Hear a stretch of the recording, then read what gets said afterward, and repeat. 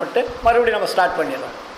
ஆனால் இந்த உடம்பு முதுமை அடையாமல் இருப்பதற்கு நாம் என்ன செய்து கொண்டு இருக்கிறோம்? நம்முடைய உடம்பில் இருக்கக்கூடிய கோடான கோடி அணுக்கள் சேர்ந்தது தான் இந்த பாடி. இந்த பாடியை நம்ம காப்பாற்றுறதுக்கு நம்ம என்ன முயற்சி பண்ணோம் அப்படின்னா, யாரும் முயற்சி பண்ணுறதில்ல. நம்ம ரெகுலர் ஒர்க்கு தானே பண்ணிகிட்டு இருக்கிறோம்.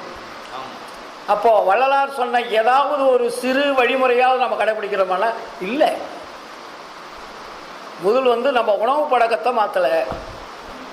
உணவு பழக்கத்தை மாற்றுறதுக்கு உண்டான மூலிகைகளை சொன்னார், அதை சாப்பிட்றதில்ல இல்லைங்களா? இதெல்லாமே நம்ம முடியலைன்னா நமக்கு எப்படி இறைவன் அருளை கொடுப்பாரு? நமக்கு ஒரு பெரிய மரணமில்லா பெருவாழ்வு கிடைக்கும்?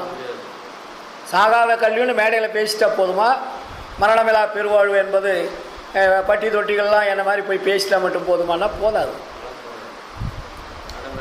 நடைமுறைக்கு ஓரளவுக்கு கொண்டு வரணும். அந்த நடைமுறை கொண்டு வருவதில் தான் முக்கியமானது ரெண்டு. அதில் உயிர்கொலை செய்யக்கூடாது. ஃபஸ்ட்டு பசியோட மக்கள் இருக்கக்கூடாது. இதை ரெண்டும் நீங்கள் நீக்கிட்டீங்கன்னாவே மற்றதெல்லாம் தானாக வந்துடும். பசியை நீக்கிறவனுக்கு கொலையை நீக்கக்கூடிய தைரியம் வந்துடும்ன்றார்.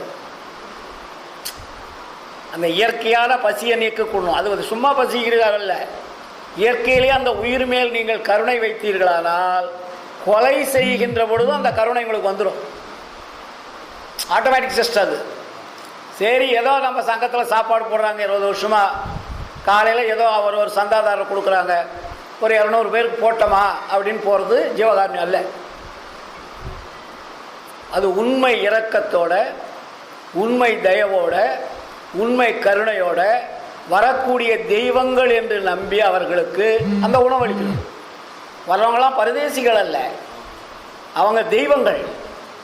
அந்த தெய்வங்கள் அந்த உடம்புல இருக்குது, உயிராக இருக்குது, ஆன்மாவாக இருக்குது. அப்போ அவங்கள மிரட்டுறது, திட்டுறது, பேசுறது அதெல்லாம் இருக்கக்கூடாது. அன்பினால் அந்த அன்னத்தை நம்ம கொடுக்கணும். இதெல்லாம் சின்ன சின்ன விஷயங்கள். நம்ம நிறைய பெரிய பேச்சு பேசி என்ன பிரயோஜனம்? சின்ன சின்ன விஷயங்களை நம்ம கடைப்பிடிக்கிறதில்ல. நாளைக்கு 200 பேர் வராங்க, காலையில் 150-200 பேர் வராங்க, அவங்ககிட்ட அன்பு காட்டணும். அவங்க அன்பு காட்டும் போது, அந்த அன்பா நீங்கள் உபசரிக்கும் போது அவனுடைய ஆன்மா அவங்கள வாழ்த்தும். பரவாயில்லையா? சன்மார்க்க சங்கத்தில் இருக்கிறவங்களாம் தங்கம். அவங்கள மாதிரி யாருமே இப்படி அன்பாக நமக்கு உணவு கொடுக்கறதில்ல. எப்போ போனாலும் தயவு அன்பை காட்டி நம்ம மரியாதை கொடுக்க. நம்ம ஒரு பரதேசியாக இருந்தாலும் கூட நமக்கு ஒரு மரியாதை காட்டி அந்த உணவு கொடுக்குறாங்கன்ற உணர்வு அவனுக்கு ஏற்படும். அப்போது அந்த உணர்வு தான் நம்ம ஆன்மாவை சுத்தப்படுத்தும். அந்த வைப்ரேஷன், அவனுடைய எண்ண அலைகள் நம்மளுடைய எண்ண அலைகள்